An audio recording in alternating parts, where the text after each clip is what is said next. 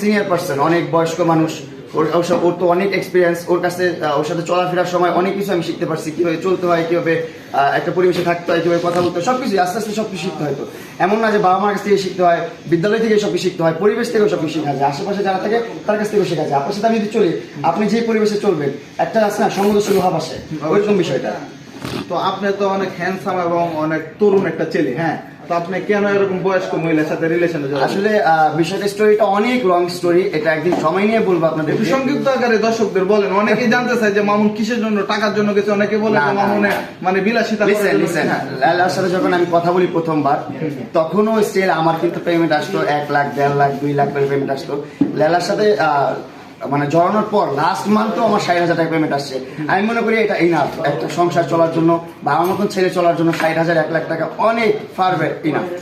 আর এমনও মান্থ গেছে ওরে আমি আমার স্যালারির উপর আর ঘুম পাড়াইছি। আমার আপনার $5,500 করে হচ্ছে যে মান্থলি স্যালারি দিত, একটা অ্যাপস ছিল স্ন্যাক অ্যাপস, $5,500 দিত। আপনি এটা বাংলা টাকায় কনভার্ট করেন কতগুলো টাকা হয়? প্রায় 5-6 লাখ টাকা, 5-6 লাখ টাকা পার মান্থ পেতাম আমি। তো ওই টাকাটা তো আমি মনে করি যে একটা হ্যান্ডসাম অ্যামাউন্ট। হ্যাঁ, ওইটা কিন্তু লেলা থেকে আসতো, ওটা আমার নিজের অর্জনে আসতো। তখন লেলা ভিডিও করে না, ভিডিও তো আনিও না, তার সাথে কথা হতো মোবাইলে সম্পর্ক ছিল এভাবে, কিন্তু সোশ্যাল মিডিয়াতে তখন আনিনি আমি। ওই টাইমে আমার 5 লাখ 5.5 লাখ পর্যন্ত স্যালারি ছিল। হ্যাঁ, টাকার জন্য ওটা যায়নি। বিষয় হচ্ছে যে ওর যে একটা আমার প্রতি একটা ভালোবাসা ছিল, যে একটা আদর ছিল, স্নেহ ছিল, সেটা দেখে আমি ওর প্রতি উইক হয়ে গেছি। মানে সহানুভূতি কাজ করছে অনেক। ও আমি ওর দেখি নাই, ওর সাথে সম্পর্ক 6 মাস ওর চেহারা আমি দেখি নাই, ও কেমন দেখতে, ওর বয়স কতটুকু, ও মানে কেমন মেয়ে, এটাও আমি জানতাম না 6 মাস পর্যন্ত। তো একটা সময় যখন জানতে পারছি, দেখতে পারছি, তখন আমি তো বড় হয়ে গেছি, কি করবো এখন। তখন একটা লোকলজ্জা আছে না, যে একটা মানুষ, এখন আপনার সাথে আমি একটা ভালো সম্পর্ক 6 মাস ধরে একদম কন্টিনিউয়াসলি ভালোভাবে কথা বলছি, এখন হুট করে আপনাকে দেখে দেখলাম যে আপনি বয়স্ক, দেখতে খারাপ, এটা সেটা, এগুলো বলে যদি এখন সরে যায়, জিনিসটা কেমন দেখা যায়, অমানুষের কাতারে পড়ে যাবো আমি।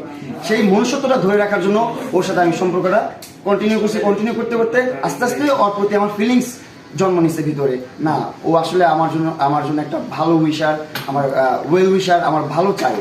এরকম ফিল করতাম যে না, আমার পৃথিবীতে সবাই যদি আমার বিরুদ্ধে থাকে, লালা আমার পক্ষে থাকবে, লালা আমার সাপোর্ট করবে, ও আমাকে অনেক ভালোবাসে, আমার একটা ডাই হার্ট ফ্যান। ও কিন্তু অনেক ইন্টারভিউতে বলছে যে পৃথিবীতে তোমার যদি কোনো বিগেস্ট ফ্যান হয়ে থেকে থাকে, সেটা আমি লালা সবচেয়ে তোমার বড় ফ্যান, এটাও কিন্তু ও বলতো। কিন্তু এখন কি দেখা যায়, পৃথিবীর সবচেয়ে বড় হিটার ও আমার হয়ে গেছে। এটাই কি আসলে ভালোবাসার শেষ পরিণতি? এটা আপনাদের কাছে আমার প্রশ্ন।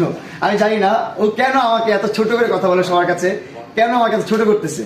আমি বলি ভাই, তুমি মুভ অন করো, লাইফটা শাইন করো, অনেক সুন্দরভাবে কাটো লাইফটা। আমাকে নিয়ে টেনশন করো না, আমাকে নিয়ে চিন্তা ভাবনা করো না, আমাকে নিয়ে গিবত করো না প্লিজ।